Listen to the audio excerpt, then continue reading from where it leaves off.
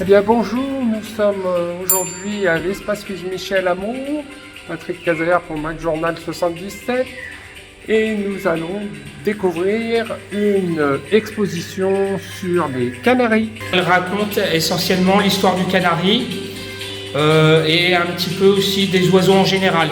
C'est-à-dire ça couvre les oiseaux domestiques et ça couvre aussi les oiseaux sauvages, puisque les gens peuvent me demander aussi sur des informations sur les oiseaux sauvages, les mésanges. Ici nous avons le premier panneau qui est sur la conférence sur les oiseaux sauvages, qui sera à la demande de l'association des Passibêtes.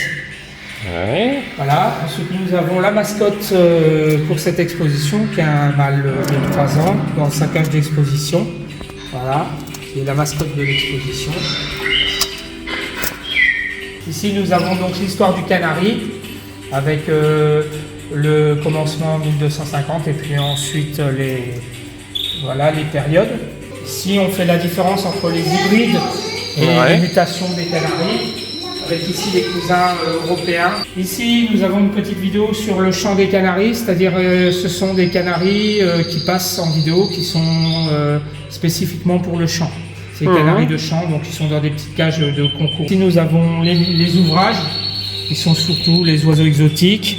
Un nid de canari, les œufs du canari, voilà, pour montrer la diversification. Ici les œufs de caille de Chine, pigeons, bon, poules, voilà. Ici le plus gros avec l'œuf d'autruche. Ah, et ici là on a le plus petit avec l'œuf du colibri.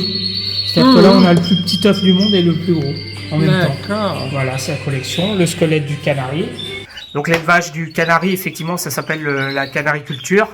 C'est communément exprimé comme ça. Donc moi j'élève des canaris depuis 2015, où j'ai commencé avec un couple. Maintenant j'en ai à peu près une vingtaine. Et j'ai aussi des indigènes. Alors les indigènes, c'est chardonneret verdier. Pour ceux qui savent, en fait, on ne peut pas les capturer dans la nature. Ils sont soumis à réglementation. Donc les miens, ils sont bagués. D'où vient votre passion pour les oiseaux? Je pose souvent cette question. Et en fait, je suis tombé dedans quand j'étais petit. Puisque déjà, à l'âge de 6 ans, j'avais déjà des mandarins. Et il y a mon père un jour qui m'a montré un nid de merle avec les œufs dedans. D'accord. Et alors, je sais pas ce qui s'est passé, mais il se trouve qu'après, j'ai plus quitté les oiseaux de toujours, voilà. Oh, il est parti, le canaris. Il est parti, ouais.